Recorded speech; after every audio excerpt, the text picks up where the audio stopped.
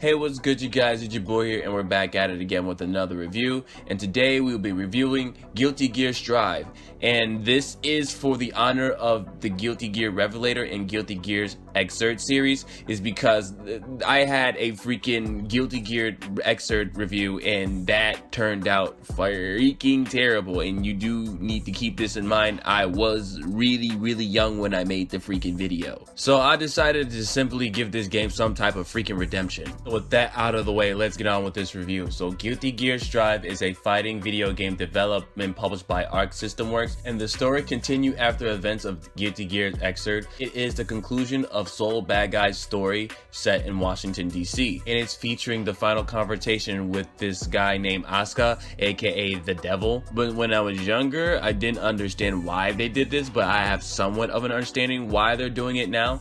So not only that is like a freaking longer than a freaking movie, it is designed not only for Guilty Gears fans, it also is designed for anime fans, which is odd. In my personal opinion, I just simply don't like it. If I just want to freaking stare at the freaking screen, I could just simply watch TV for that. I feel that the whole point of having a video game console is to simply play video games. While playing the video game, you can be immersed and you feel more like you're actually part of the freaking story, but that's just a personal opinion. So that is enough about the plot. Let's talk about the overall gameplay. So the overall gameplay is intended as a complete reconstruction of the franchise. So Guilty Gear Strive retained the core essence of the series but revamps many of the features and mechanics, except for some of the Xrd only mechanics like Blink Shield attacks, Danger Time, dead angle attacks, and instant kills. Those were all completely removed from the game. The game features 15 playable characters in the base roster.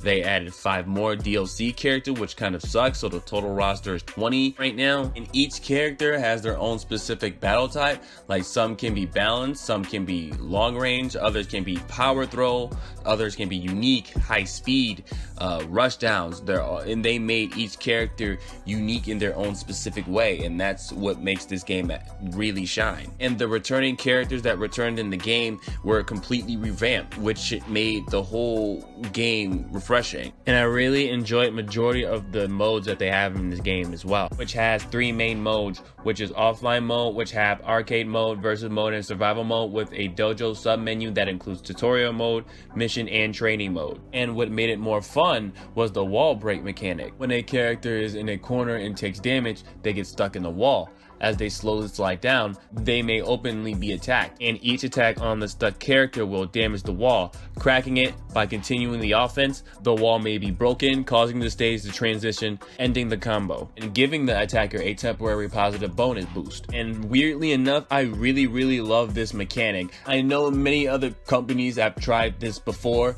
I just really like how this one was freaking implemented. Now let's talk about the network modes, which is online matches, ranking, and quick start. And honestly, it led a bad impression on me because of how confusing majority of the menus was, especially since they added a new tower system in the game. Each open lobby assigns you a floor depending on your skill level. Each floor has a restriction based on your skill. You automatically move up a floor if you keep on winning. Majority of your analysis of your actions during matches also impacts when you move floors, meaning you at the same level naturally gather the same floor. Technically, in short term, that specific mode is damn near ranked. There's even an outdoor flow where anyone can enter. But if you don't want to go through all of that mess, there's also quick start, so you can just instantly fight, which is good on their part. While I was playing the game, I didn't really experience any internet problems while playing against people in matches. Of course, naturally, in some instances, I did lag a little bit, but it wasn't as bad as I thought it would be. A majority of my time online was really good. Graphically, the game was freaking fantastic. I just really loved their 2D style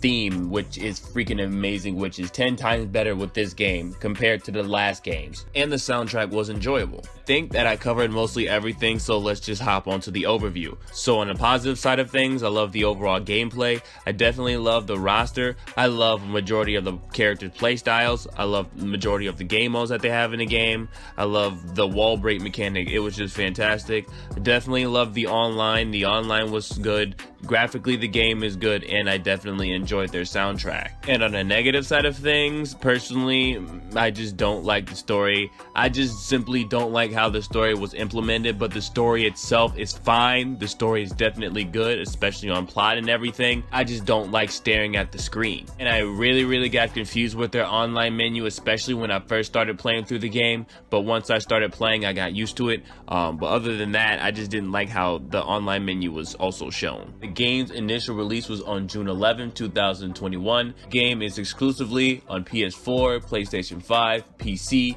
and in arcades. If you get the game digitally, it should be about $59.99 in each platform except for arcades. If you get the game in your local stores, it should be about the same price range, probably even lower. At least the lowest that could probably go is $39.99, but honestly it can be cheaper. It all depends on where you look. So is this game worth your money? Personally, with me, I feel like it is. Majority of the modes are really good. It has a good art style. You could get mad competitive, especially when you play online. The game was really fun, and the overall gameplay and the whole mechanics of the game was really solid. And despite of the story being really odd, I fairly enjoyed this game. So with that being said, I highly advise you guys to buy this game. This game is definitely worth your money. So that was the review. So if you like this review, please don't forget to like, comment, and subscribe to the channel if you haven't subscribed to the channel yet.